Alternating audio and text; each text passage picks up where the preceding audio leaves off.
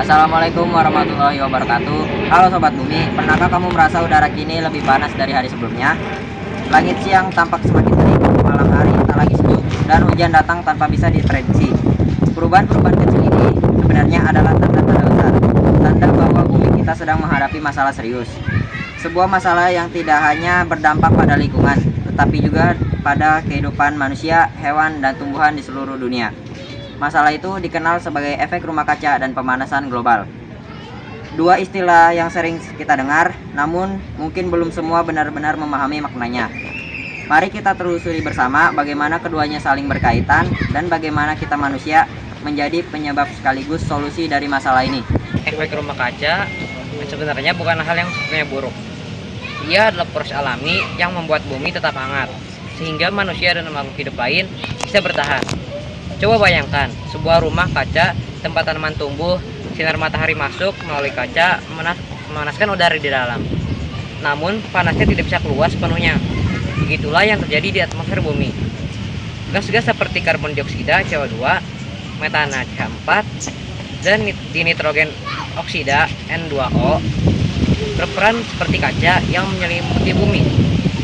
Mereka menahan bagian panas matahari agar suhu tetap stabil. Namun, ketika jumlah gas-gas itu meningkat berlebihan, panas yang seharusnya keluar itu terperangkap di atmosfer. Akibatnya, suhu bumi naik, melampaui batas alami.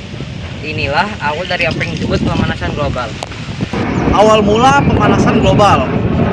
Pemanasan global bukan terjadi dalam semalam.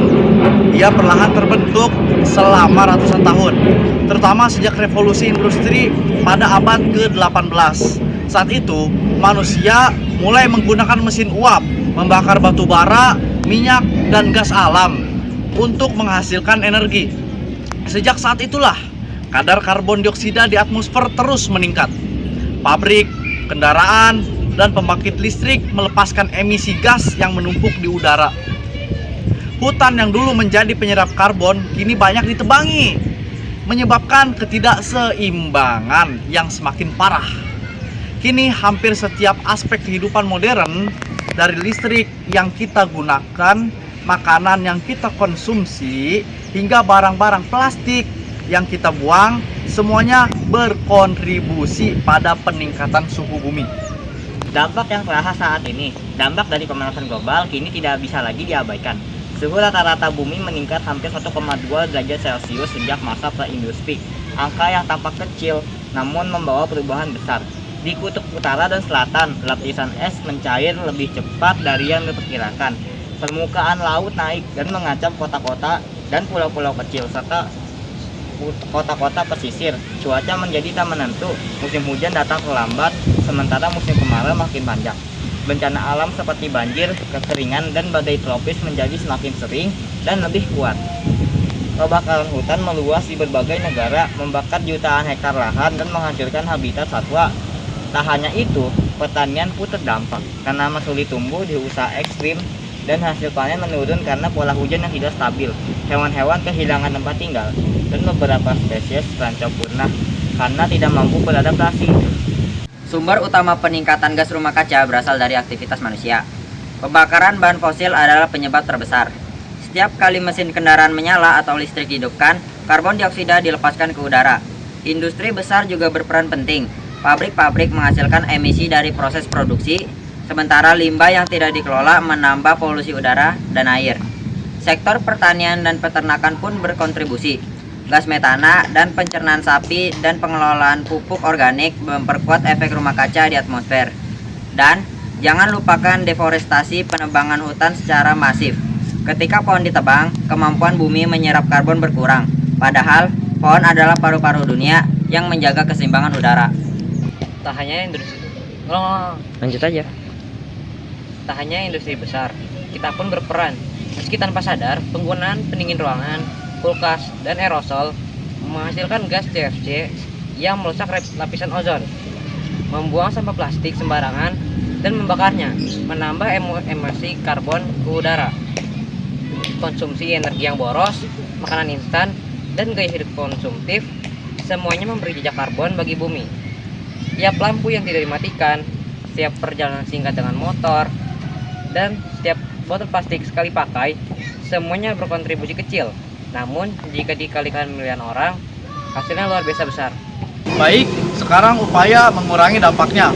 Meski tantangan ini besar, bukan berarti kita tidak bisa berbuat apa-apa. Setiap orang punya peran dalam menyelamatkan bumi. Mulailah dari hal kecil seperti hemat listrik, seperti mengurangi pemakaian kendaraan pribadi, gunakan transportasi umum atau bersepeda jika memungkinkan. Gunakan energi terbarukan seperti tenaga surya dan angin. Pilih produk yang ramah lingkungan dan hindari plastik yang sekali pakai. Daur ulang barang bekas menjadi benda berguna dan tanamlah pohon di sekitar rumah atau reboisasi. Pemerintah, perusahaan, dan masyarakat harus bekerja sama dalam kebijakan hijau dan pelestarian lingkungan. Karena bumi bukan milik satu generasi, melainkan warisan untuk anak cucu kita nanti. Prinsip 7R. Mari kita terapkan prinsip 7R dalam kehidupan sehari-hari. Yang pertama, reuse atau menolak barang yang merusak lingkungan. Yang kedua, reduce, mengurangi konsumsi berlebihan. Ketiga, reuse, memakai ulang barang yang masih berguna. Keempat, recycle, mendaur ulang limbah menjadi bahan baru. Yang ulang. Ya lanjut aja. Oh, lanjut nih. Dari pertama aja. Yang ke Enggak, maksudnya dari pertama. pertama. Ya. Refuse, menolak barang yang Apa sih dari pertama banget? Oke.